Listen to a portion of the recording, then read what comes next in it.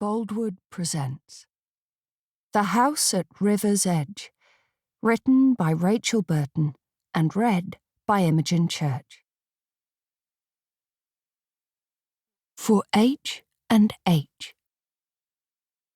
One day you'll be old enough to read this and understand that art and music and poetry help us through the worst of times. Ensanguining the skies, how heavily it dies into the west away. Past touch and sight and sound, not further to be found, how hopeless underground falls the remorseful day. A. E. Houseman, how clear, how lovely bright. So we'll go no more a-roving so late into the night, though the heart be still as loving and the moon be still as bright. George Gordon, Lord Byron, so we'll go no more a-roving. Prologue. December 1918. He sits on the crowded train, his kit bag on his knee, and tries not to think. All around him is noise and celebration, peace and homecoming. But he feels as though he has left a part of himself behind on a muddy field in France, a part of himself that he will never get back. They can talk about peace and armistice as much as they like. He knows he will never find peace again. The war had ended over a month earlier, but for him it continued to rage. He still itched all over, his feet still felt cold and damp. He could still smell the mud and the blood, hear the sound of machine gun fire, see the bodies of the men he used to write poetry with, play croquet with. He looks out of the window as the train nears Cambridge. The flat and familiar fields pass by slowly. He knows he should be feeling something. Excitement, perhaps, at seeing his wife again and the baby he has never met. Relief at the fact that he survived against the odds, that he still has his life ahead of him, that he can start again. But as he heads towards the life he never thought he would survive to see, all he feels is guilt and nausea, and, no matter how hard he tries, he cannot stop his hands from shaking. Nobody knows who he is anymore, and nobody will. Just his wife, he thinks. Just his wife. Chapter 1. March 1997. Funerals are always hard, and my father's funeral has been almost unbearable.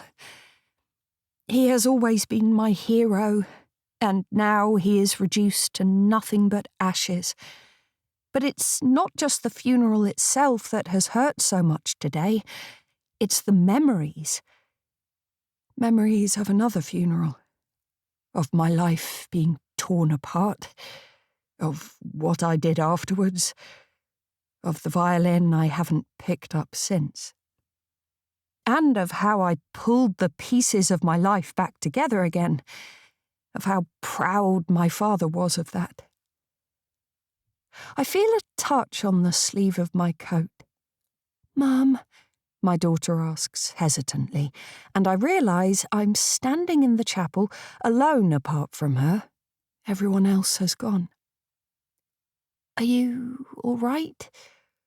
I wrap an arm around her and pull her towards me. I'm not all right, far from it, really, but I don't tell her that. I'm glad you're here, I say instead. Of course I'm here, she replies. I wouldn't miss Grandad's funeral. Penny lives in Oxford now, reading for her DPhil. She's only been there since the previous autumn after finishing her degree in Cambridge. I was delighted for her, of course I was, but it's been strange not seeing her every day. Sometimes I wonder if she thinks of Oxford as home yet, or if she'll come back to Cambridge in the end. When she first moved there, she told me it felt the same but different. A bit like looking at Cambridge through one of those bendy mirrors you get at the fair. We walk out of the chapel into the watery March sunshine, a brisk gust of wind catching us as we head back towards the car. Daffodils sway around the edges of the grounds, and I think about how much my father loved these early yellow indicators of spring. My mother moves ahead of us, wrapping her coat around her as she picks her way across the gravel in the high heels she has always worn. I never remember her in anything else. Towards the chauffeur-driven car that awaits us. I feel my daughter's hand on my arm, and I pull her towards me. I keep thinking about Dad, Penny says quietly. I can see my mother is waiting by the car for us, and I want to hurry my daughter along, but at the same time, I've never wanted her to think she can't talk about her father. It's inevitable that she wants to talk about him today. Me too, I say, squeezing closer. But she doesn't say anything else. She just heads towards her grandmother, who is beckoning us. Come on! My mother's voice sharp, in an attempt to hide her grief. Let's get this wake over and done with. I don't know if I can stand it. Both Hilary and Diane gawping at the lodge, thinking about how they can change it. Only one of them will be able to, I say. I can't stand the thought of either of them there. My mother gets into the car, and Penny and I slide in after her. The warmth of the interior after the freezing cold crematorium feels wonderful, and my shoulders finally relax. It was a lovely service, Gran, Penny says. The readings were perfect. I wonder if she can remember the readings from her father's funeral. She was 12 then, and already establishing her lifelong love of poetry, so perhaps she remembers more than I think she does. When Kelsey died, I fell to pieces. It had been sudden, a telephone call in the middle of the night telling me about the accident, the late-night dash to the hospital after waking a neighbour to sit with Penny, and then the doctor explaining that there was nothing we could do, Mrs. St. John. Even though nobody had called me Mrs. St. John in my life, I'd kept my maiden name after we'd married.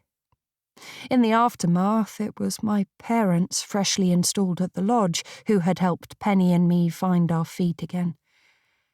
I have been there ever since. My father helped me settle into my new life, which is why today has hit doubly hard, I suppose.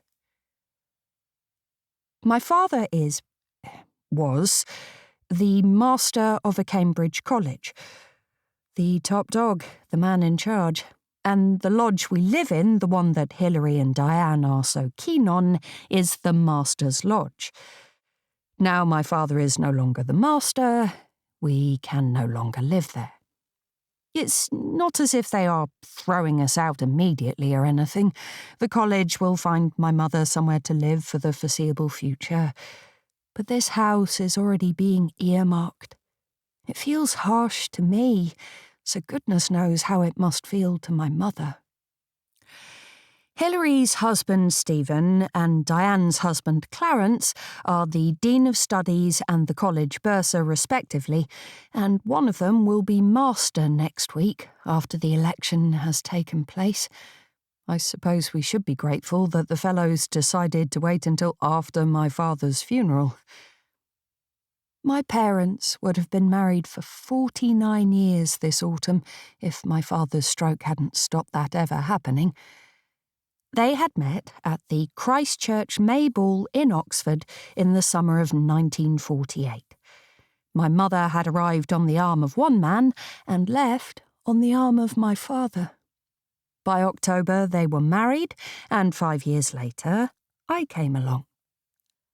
I often wonder if those 5 years had been planned, as no more children ever came. I presume not, but it's not the sort of thing I can ask my mother about. I was born in Oxford, but only remember Cambridge, where my father took up a fellowship the year after I was born. The blood clot in his brain had struck quietly, undramatically. Fitting for my father, really. One moment we were talking about the university exam syndicate where I work, and the next he slumped in his chair, his mouth askew, his words mumbled. At the hospital they told us what had happened, that he was likely to make a full recovery, but that it would take time. When I'd gone back to collect his pyjamas and books, the vultures had already begun to circle. A group of fellows outside the porter's lodge suddenly stopped their whispered conversation as I passed. He may well have made a full recovery from that first stroke, but he was too weak for the second one, and my father died, in his hospital bed, 5 days after he'd been admitted. My whole world changed once again in that moment, as another solid, reliable presence disappeared from my life. My father, Jonathan Orr, leading academic, renowned physicist, and Cambridge Fellow, had been master of the college for nearly 10 years, and would have been retiring at the end of the academic year if the stroke hadn't come along first, so I suppose the vultures would have been circling anyway, and it had to be done.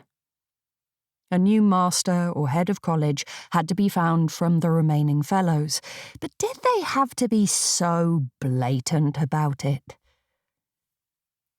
This afternoon, when we arrive back at college, the Master's Lodge is full of fellows and their spouses, undergraduates and postgraduates, friends, but a remarkable absence of family.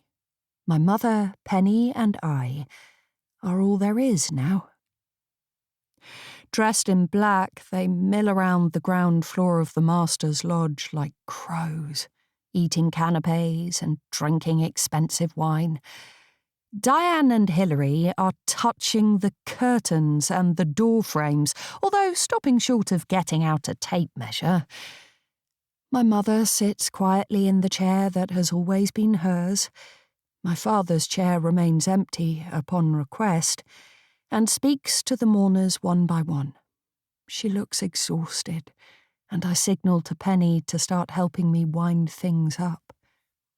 She needs to rest, I say. People begin to empty wine bottles and eat the last of the hors d'oeuvres as the waiting staff we have hired for the afternoon from the college buttery begin to clear away. Our guests leave in dribs and drabs, teeth red wine-stained, as they hold my hand too tightly or tilt their head to one side in sympathy. I smile and nod, thanking them, but all the while I'm thinking about my husband, whose wake was so different, so much less formal, when music played long into the night, as we helped him on his way to the great gig in the sky, as the Pink Floyd song goes. When everyone has left, the lodge feels big and empty, the clock in the hall ticking loudly. Without my father's presence, it is nothing but a big, rather ugly house. I lean against the hall table for a moment and close my eyes. Everything I'd been planning had changed when my father had that first stroke, and I no longer know where I am or in what way I can move forward. Because I must move forward. It's time. With a deep breath, I concentrate on the present moment, something my therapist always told me to do in the wake of Kelsey's death. I hear the waiting staff in the kitchen clearing the last of the dishes, and I hear Penny talking quietly to her grandmother. I go to them. "Would you like a lie down, Mum?" I ask. I'm aware I'm talking to her as though she were a child, and I know how much I hated it when people did that to me after Kelsey. "No, Barbara," she replies. "I have never had a lie down in the afternoon before in my life, and I don't intend to begin now. I would like a glass of wine and a moment of your time, though." I've never been close to my mother, and have always been pleased that she and Penny get on so well. Without my father around to act as a buffer, I'm not sure how we will get along, and I suddenly feel a lightning bolt of grief, so strong that I almost lose my balance. I pour 3 glasses of wine and take them to the coffee table where Penny and Mum are sitting. My mother takes a large gulp, and I follow suit. "As you know," my mother begins, as though giving a formal lecture, "the election for the next master is in just a few days' time, and I have told the college that we will move at the end of term." I knew we wouldn't have long. I'd already started packing my surprisingly meagre possessions. I'd had a plan of where I wanted to take those meagre possessions, a plan I had been formulating since Penny first told me about moving to Oxford. I have a feeling that plan will not come to fruition now. "The college has found us a house in the centre of town. A very nice house, in fact." She tells me where it is, and I'm pleased. It's very central, very convenient. "But I won't be moving there," my mother goes on. "What do you mean you won't be moving there?"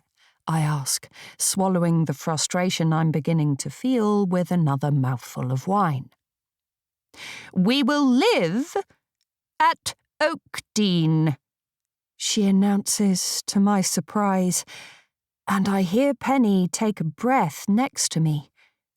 For a moment, we sit in silence. "Oakdean?" I say eventually. "But hasn't it got tenants in it at the moment?" "Only until the end of Lent term, by which time the vultures will have decided, and either Hilary or Diane will want to measure for curtains." I didn't want to point out that if we moved to Oakdean, we'd have to measure for a lot more than curtains. The place is shabby to say the least, and I have always been amazed that the visiting scholars who rent it from us put up with the state of it. But Oakdean is a large family property in a sought-after area. Not that I'd know anything about property in Cambridge. I'm still living with my mother at the grand old age of 44. "Isn't Oakdean a bit big for you to live in on your own, Mum?" I immediately know it's the wrong thing to say as she narrows her eyes at me. "I mean, it will need some work. Redecoration, at least." I trail off, noticing that Penny is looking at me, her eyes like saucers. I realise the mistake I'd made, ignoring the ominous word "we" at the beginning of her announcement. "I don't plan to live in it alone," my mother says, her voice cold again, masking that grief I know is right below the surface. I dig my fingernails into my palms in an attempt to be patient with her. I try to remember how it feels to lose the person who understands you most in the world. The person you never want to be separated from. When my person died, my mother was there for me, and now I need to be there for her. I assumed you would be coming with me, she finishes. And in that one sentence, the plans I've been making over the last few months, plans that only Penny is currently aware of, shatter before me. Of course, I say, forcing a smile. Of course. The mirage of the flat by the River Cam, a flat that a friend wanted to rent out, shimmers and disappears.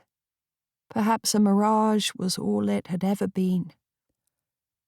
My place, after everything that has happened, is by my mother's side.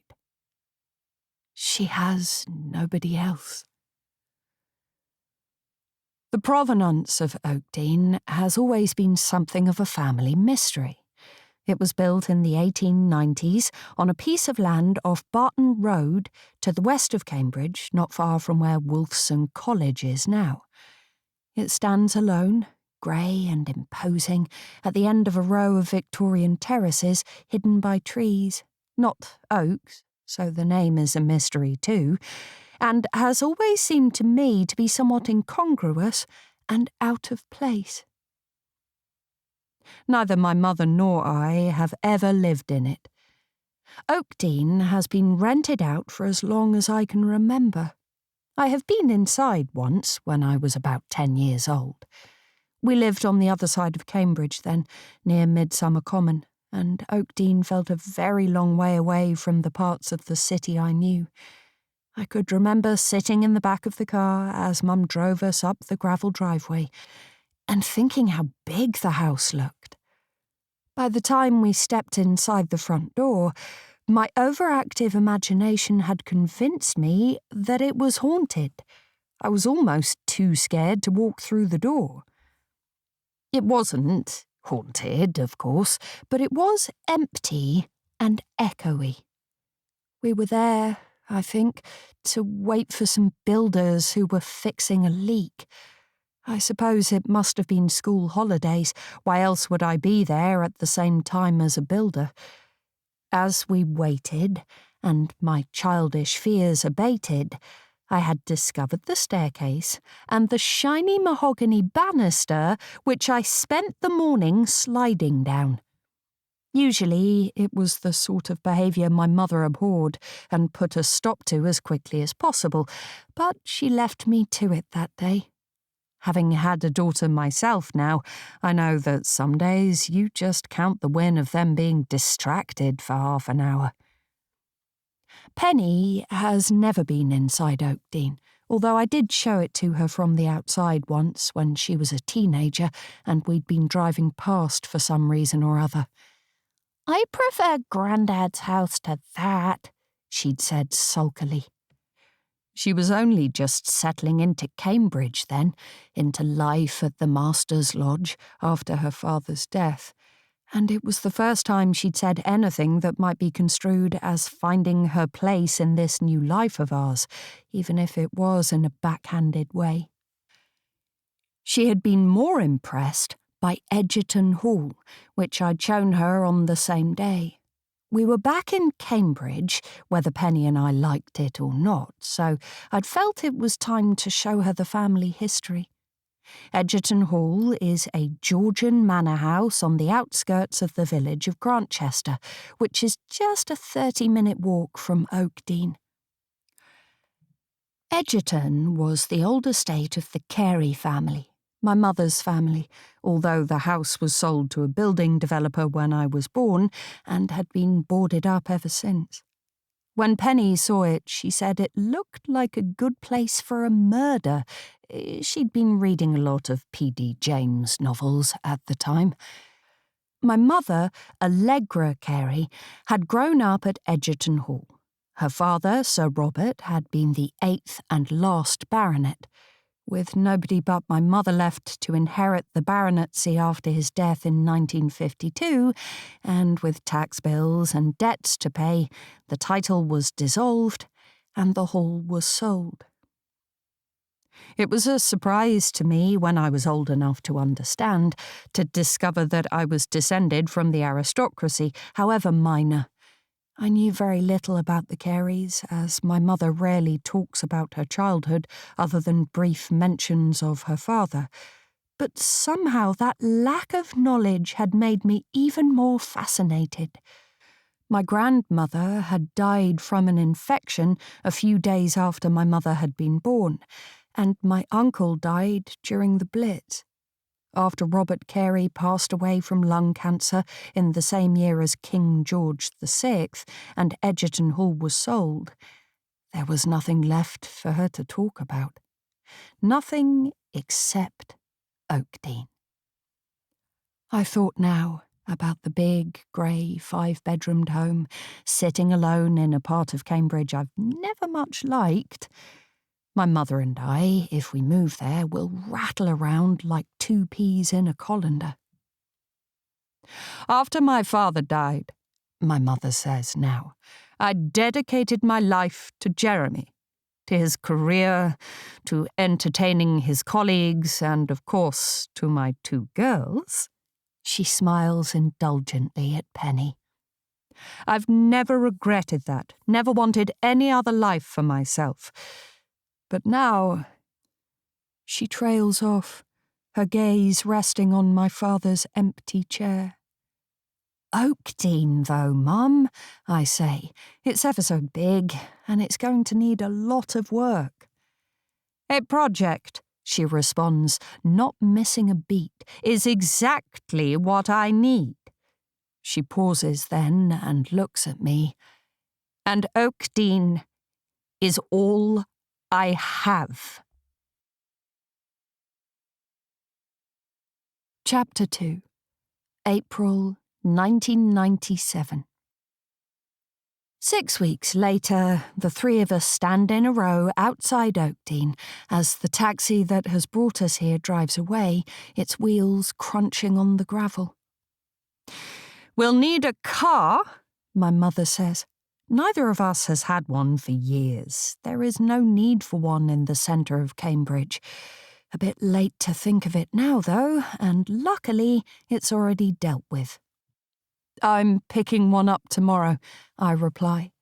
The friend whose flat I had considered renting needed to get rid of her car before she left for America. I picture a future of driving my mother around and still can't seem to bring myself to start a conversation about my own independence. I haven't seen this place since I was 14, Penny says. She is back from a trip to France where she has been looking at First World War battlefields with her supervisor as part of her doctorate. I was scared of it then, I think. The first time I came, I convinced myself it was haunted, I confess. Oh, for heaven's sake, my mother says as she marches towards the front door, key held aloft. Oakdean had belonged to my great-grandmother and had been passed down the female line. After my grandmother died, Oakdean had been held on trust for my mother until she turned 21, rather than passing into the Carey estate. Robert had insisted it was my mother's and hers alone. Her brother would, after all, inherit everything else, or would have done if he had outlived his father. I have never known why my parents never lived in Oakdean after they moved to Cambridge. Perhaps it was just too far out of the centre, or perhaps Mum simply didn't want to. I don't think I've ever asked. But here we are now, about to move in. I wonder for a moment what has brought on this sudden change of heart, and then I remember the grief of losing your husband, and how it changes everything. And, as my mother said, Oakdean is all she has. There is no family on either her side or my father's. The Orrs were a small clan, and my father an only child. And Penny doesn't really need either of us anymore, even though she is here today to help with the move. There was an aunt once, the sister of Robert Carey, but she went to America and lost touch with everyone during the Second World War, purposely and mysteriously, according to my mother. I suspect the truth is far more mundane. It was harder to keep in touch with transatlantic relatives in the 30s than it is now. Penny is eager to see inside for the first time and follows her grandmother while I hang back. I think perhaps that I do not want to see the state of the inside, of how much work there is to be done. I already have a long to-do list.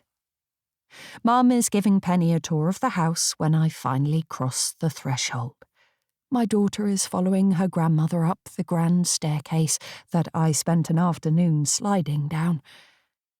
I walk to the back of the house and look out of the French doors into the garden, which is overgrown and neglected.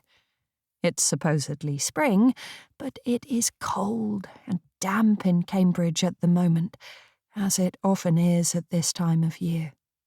I think about Japanese knotweed and other horrors that may be lurking in the forgotten garden outside. Why do I always assume the worst? I never used to be like this before Kelsey died. Will I ever find my way back to who I used to be? I want to, but I don't know where to start. I know something will begin when I stop living with my mother. And then I hear her calling, "Barbara, the removal van is here." Later, I sit on the dusty floor in the room that I have chosen to be mine and open the box of books and other precious items that I've brought with me from the lodge. On top of everything else sit 2 violin cases. One mine, one Kelsey's, both of which have lived on a high shelf in the wardrobe at the lodge since I moved there. I haven't touched them in over a decade. I put Kelsey's, an electric fiddle that he toured with, to one side and take up my own, stroking my fingers over the faded stickers that I insisted on putting on the case. It feels like touching an old version of myself, a person that has disappeared somewhere. My husband had been one of the finest violinists at the London College of Music, a true prodigy as opposed to the prodigy that my parents pretended I was. I was good, of course I was, good enough to get into the college, but I could never play like him. Nobody else in our year could. After college, when the string quartet that I had been playing with were offered a minor recording contract and tour, I took it. I loved playing in that quartet, and who knew where it might take us. Kelsey, on the other hand, could have played anywhere he wanted and had offers from several major orchestras, all of which he turned down. When I'd asked him why, he'd grinned at me. "Cut my hair and wear a dinner suit every night?" he'd said. "You know that's not my scene, Barb." Nobody else before or since has ever gotten away with calling me Bob. We had met in the first week of the first term at the college. I was hopelessly homesick and sure I had made a terrible mistake by moving to London to study music. My father had convinced me with talk of luck and prestige and had reminded me how hard I'd worked to get here. But once I'd arrived, all of those arguments had fallen away. Kelsey had found me one morning skulking in a corridor, ready to give it all up. The rest, as they say, is history. He was tall and skinny, with long dark hair. He wore a Led Zeppelin t-shirt, and his accent hinted of America, where he'd lived until he was 13. As far as I was concerned, it was love at first sight. Later he had told me that it had been for him as well, but I've never been sure if I believed him. I was mousy and insignificant at the time, and it took years for me to truly believe that I was the person Kelsey wanted in his life. I wonder, as I sit in my new room on the top floor of Oakdean, if much has changed. Since he died, I have slipped back into my mousy and insignificant ways.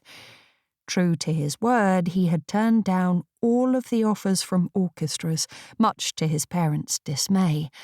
It caused a huge family argument, in fact, not so much because of what he didn't do, but because of what he chose instead.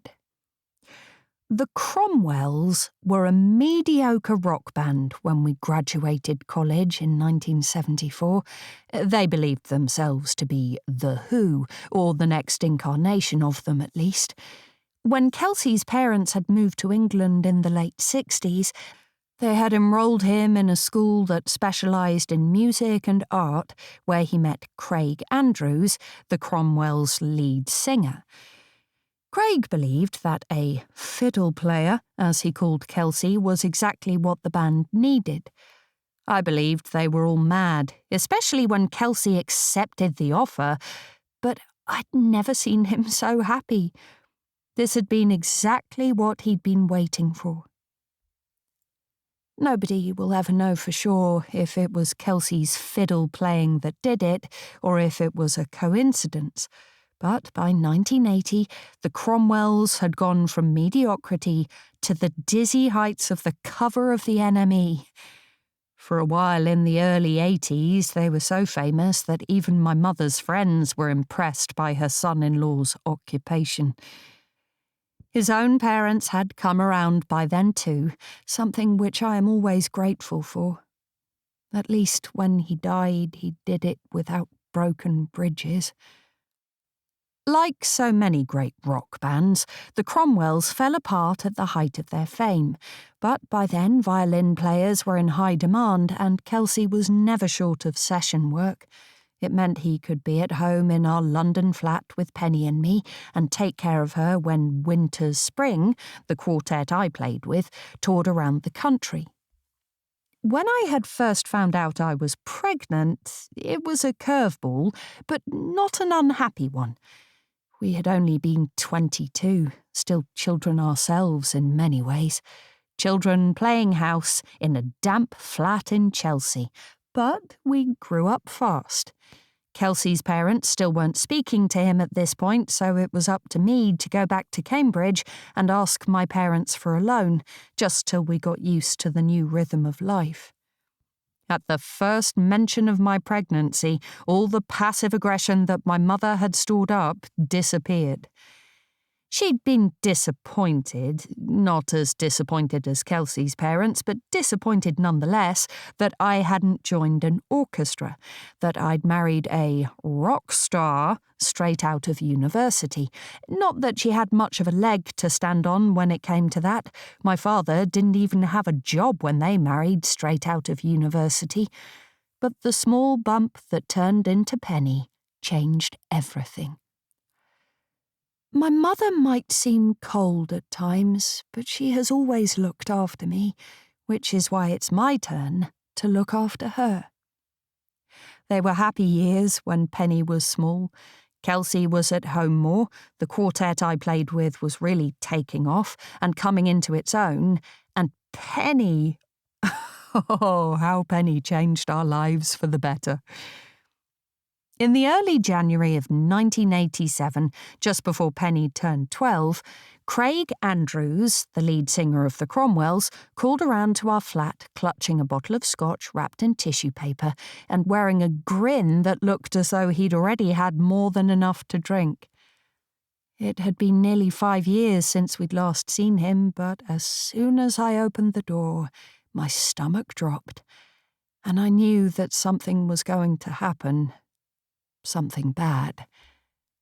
I just hadn't realised how bad. The Cromwells were having a comeback tour. Just Britain to start, and then maybe into Europe in the summer if things went well. Would Kelsey come back too? They needed him. They'd have been nothing without him. I can still remember Kelsey's face when Craig asked him, the joy in his eyes, even though he pretended at first to be reluctant. When he finally put Craig out of his misery on about the third or fourth whiskey, I'd lost count by then, I'd known there was no point in me saying anything, no point in trying to stop my husband doing this.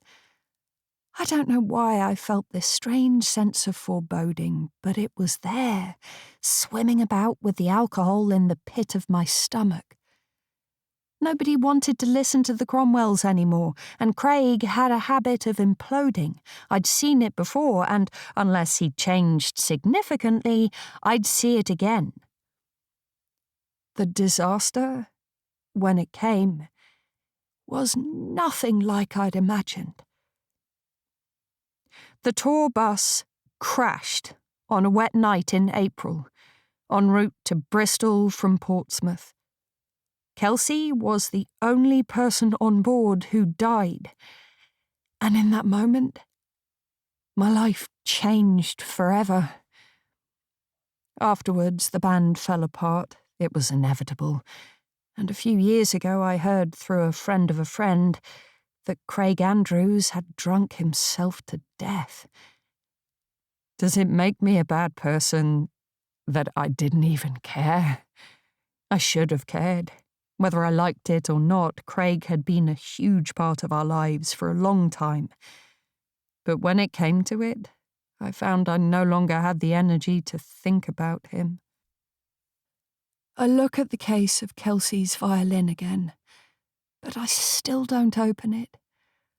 Other than photographs, this violin is all I have left of him, but I am still not ready to look.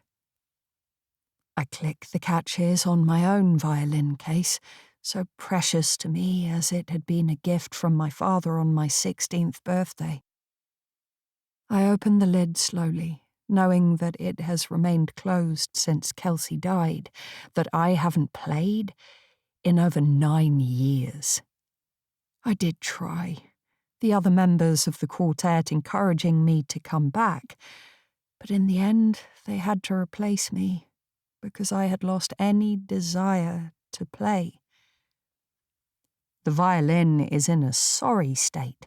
Only 2 of the 4 strings remain, and the bow is fit for nothing, but it is still there. As I run my fingers over the remaining strings, feeling it beneath my fingers again makes me shiver. And I wonder, for the first time, if I could play again. Chapter 3. May 1997. The list of renovations needed at Oakdean grows longer by the day, but still my mother is not deterred. It's time it had a new lease of life, she says. Penny stayed for a few days before returning to Oxford, and my mother and I were left together, the behemoth of the crumbling house hanging over us like the sword of Damocles. Where shall we start? I ask. A banging noise, which we've both assumed is the plumbing, starts up from somewhere within the walls. I don't know, Barbara, but I think we should get someone in to listen to that noise. I'm surprised the previous tenants didn't say anything to the letting agents about it. I wonder that myself, but say nothing, adding phone plumber to my list. Your father organised to have the place rewired about 15 years ago, she goes on. There's some paperwork about that in the Oakdean file. My father wasn't one to give in to the disorganised academic trope and had a file for everything. I'm hit again by that realisation that I'll never see him again. Never hug him again. I look over at my mother, who is pressing her hand to her forehead. Are you okay? I ask. I wish he were here, she says. He'd know where to start. I take a breath. I'll call the plumber, I say. I'd like to redecorate, but there is no point doing that until the plumbing has been looked at.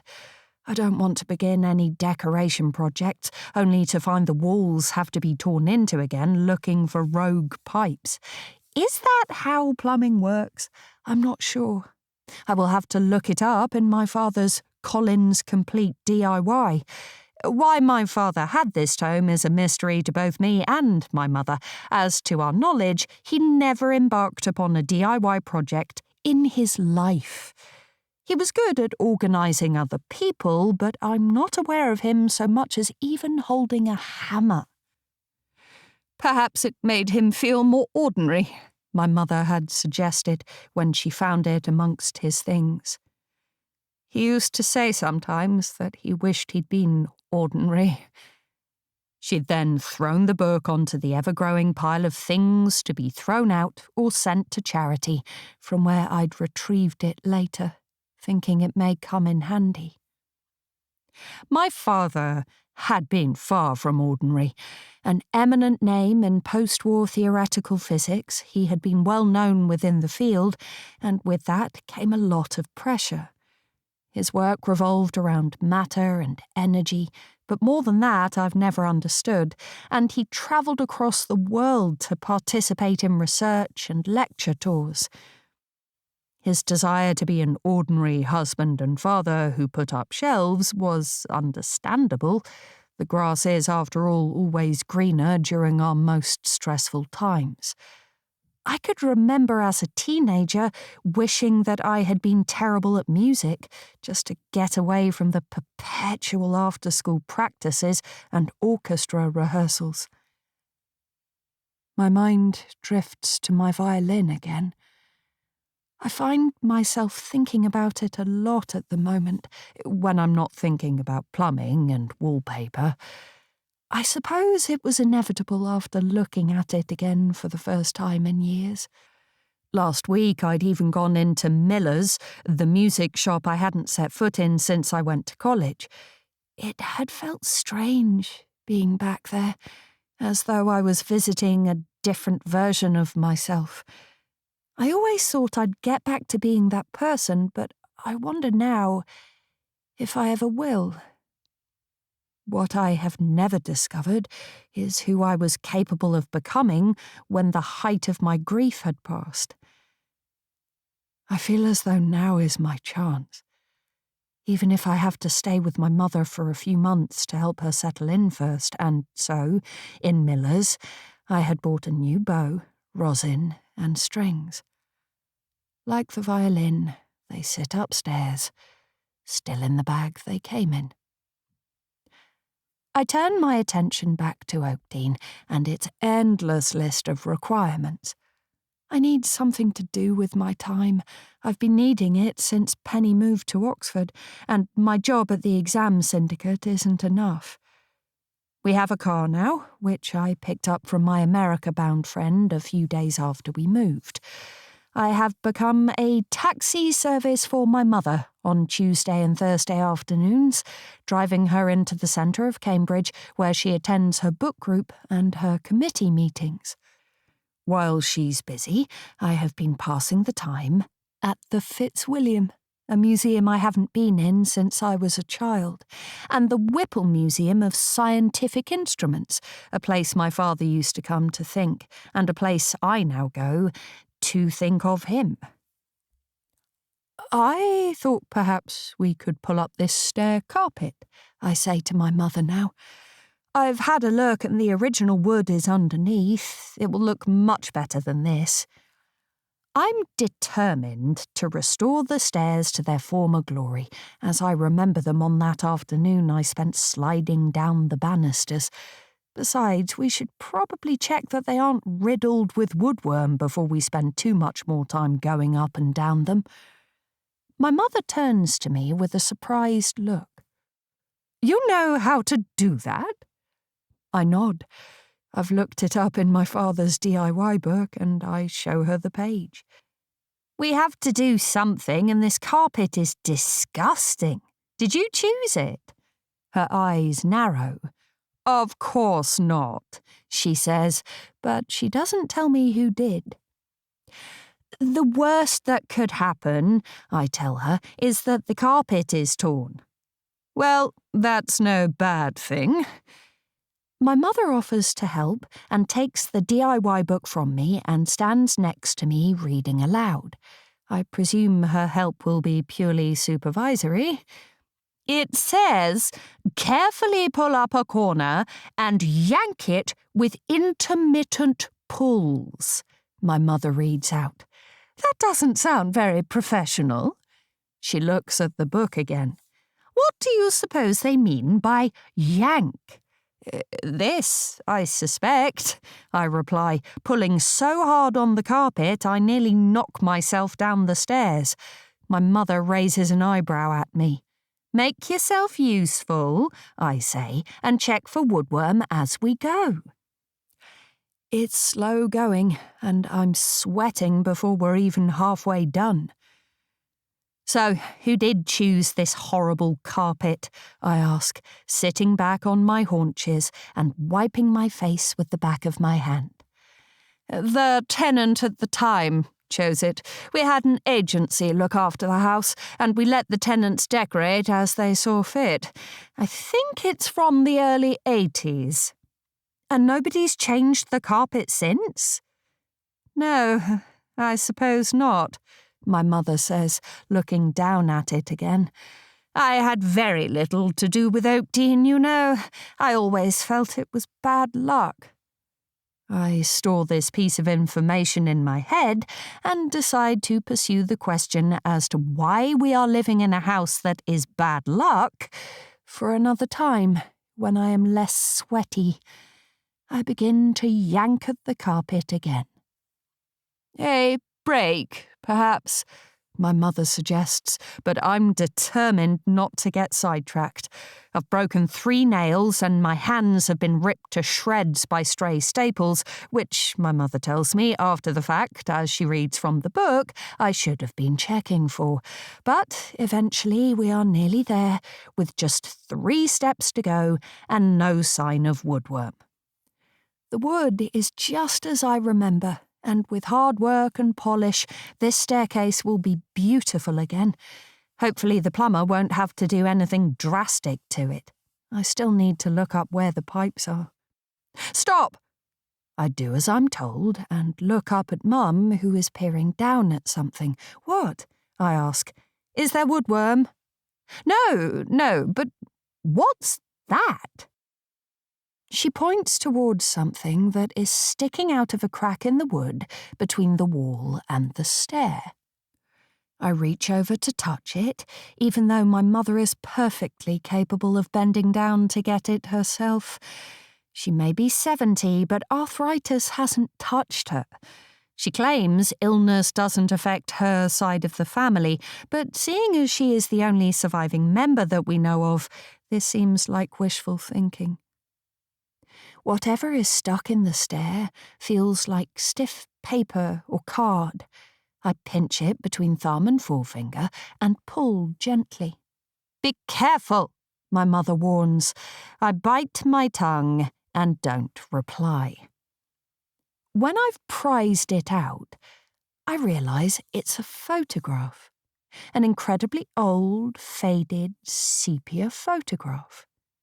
I'm just about to turn it over to see if anything is written on the back when my mother snatches it from me. I look up at her and watch her turn as pale as a ghost, her hands clutching the banister. "What is it, Mum?" I ask. "This photograph," she says. "I can't imagine where it has come from." She sits down slowly on the step, and I go to sit next to her. "It's the First World War, by the look of it," I reply. I look back at the photograph of 2 men in uniform, their arms around each other, grinning at the camera. One is a good head taller than the other. "Do you know who they are?" I'd thought when I first looked at it that it must be something one of the many tenants had left behind, perhaps the ones who had chosen this ill-advised carpet. But judging by the look on my mother's face, I wonder if I'm wrong. "This man," she replies, pointing to the shorter of the two, "is my father, Sir Robert Carey, although, of course, he had no idea he'd inherit at that point, being the youngest of 3 sons. My grandfather's older brothers had both been killed in the First World War, and the title had unexpectedly come down to him." "Do you know who the other man is?" My mother shakes her head. "I have no idea," she says.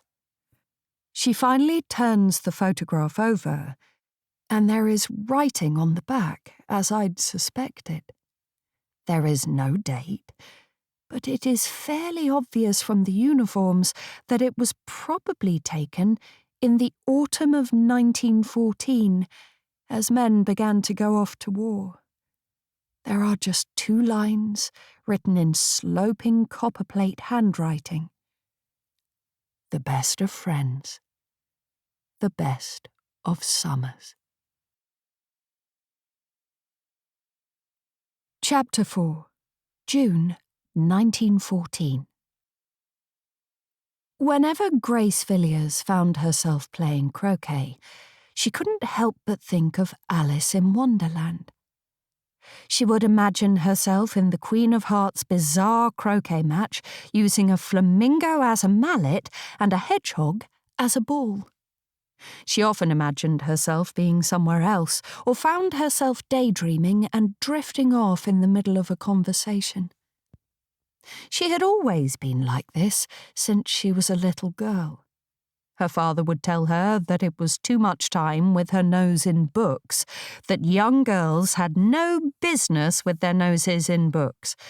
He didn't much believe in the education of women, but luckily for Grace, her mother did. She held the mallet loosely in her hand, exactly as she had been shown. She aimed the ball, not a hedgehog, for the hoop, not a footman, and tried not to think about flamingos. She failed. Her ball went awry, knocking itself out of play.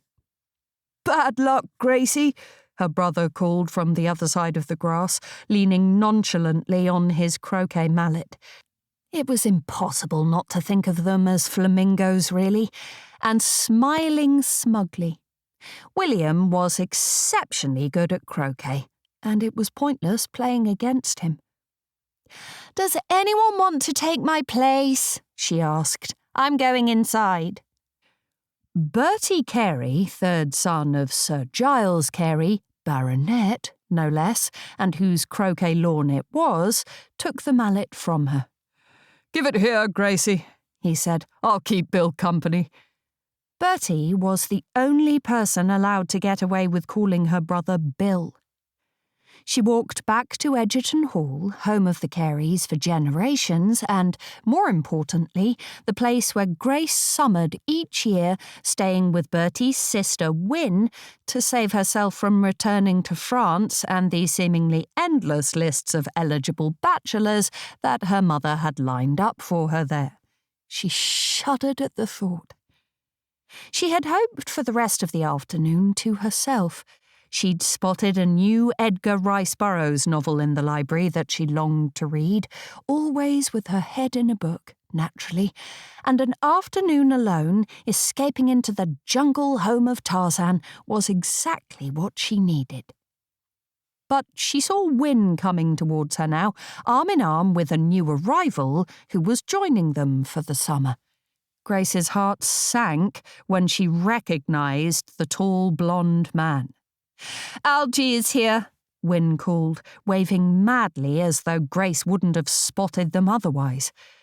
Wynne called herself a blue-stocking and a suffragette, so why she was fawning all over Algernon Lake and calling him Algie was beyond Grace. She was surprised to see him with just Wynne for company.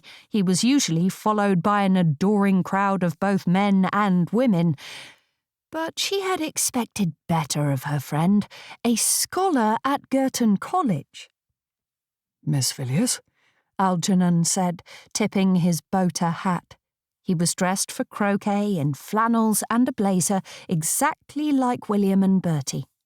Grace wondered how he knew her name, and the question must have shown in her face. William's twin sister, he responded to her unanswered question. William is in the Poets' Society. Mr. Lake, she acknowledged. You must call me Algy. Grace smiled tightly at him. Would they not move on so she could get to her book? You know, it's funny, he went on.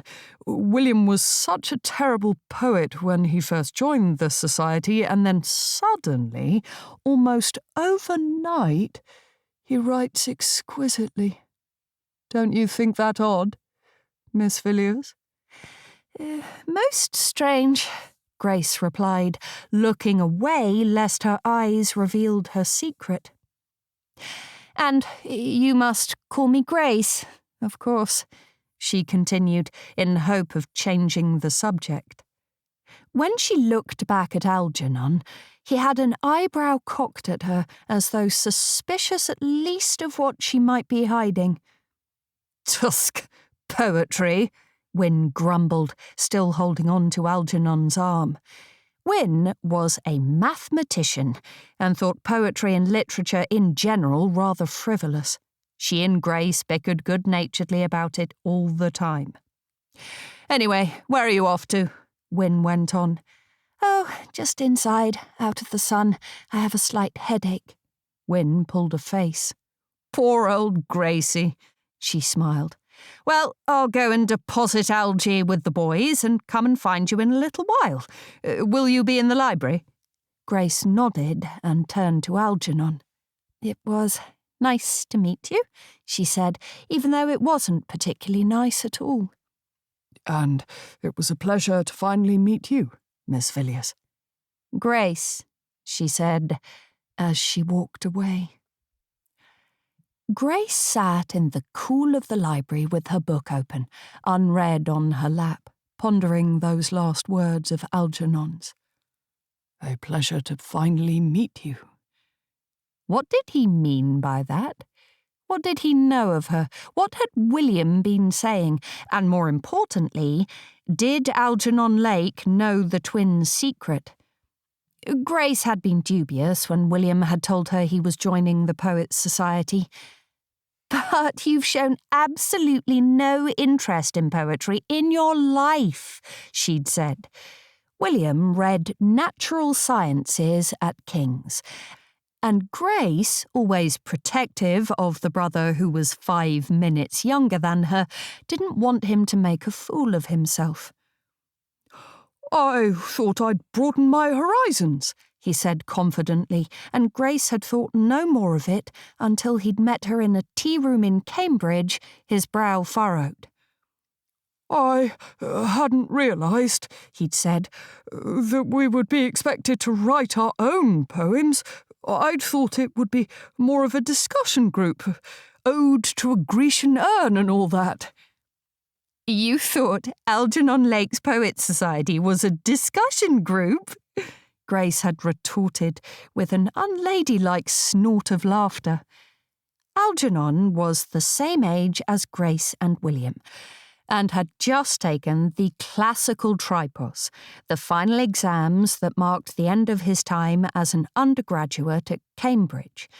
Yet he had already had a volume of poetry published by Faber, and he certainly hadn't been backward in coming forward about it. The volume stood proud in the windows of the bookshops of Cambridge, and even Grace, with her dislike of loud, overprivileged men, had to admit the poems were good. Exceptionally good, full of an experience way beyond Algernon's years. But still, he was a man, and his classical tripos led to a Cambridge degree, whereas her final examinations led to nothing very much at all. As a woman, Grace wasn't allowed to obtain a degree and was supposed to be grateful to just be allowed to sit the tripos.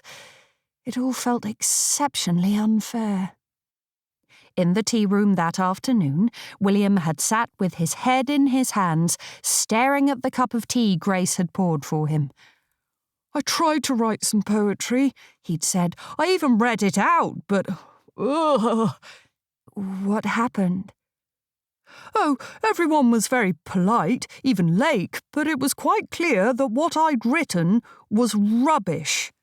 He'd looked up at Grace over his hands. What on earth am I going to do? Well, you could simply leave the ridiculous society and never go back, Grace had replied practically. Oh, I can't do that. Why ever not? William had sighed and looked away from his sister, crossing and recrossing his legs. I'm so hopeless at everything, Gracie, you know that. I can't play sports or a musical instrument. Your croquet is good, Grace had reminded him. I can't just play endless croquet.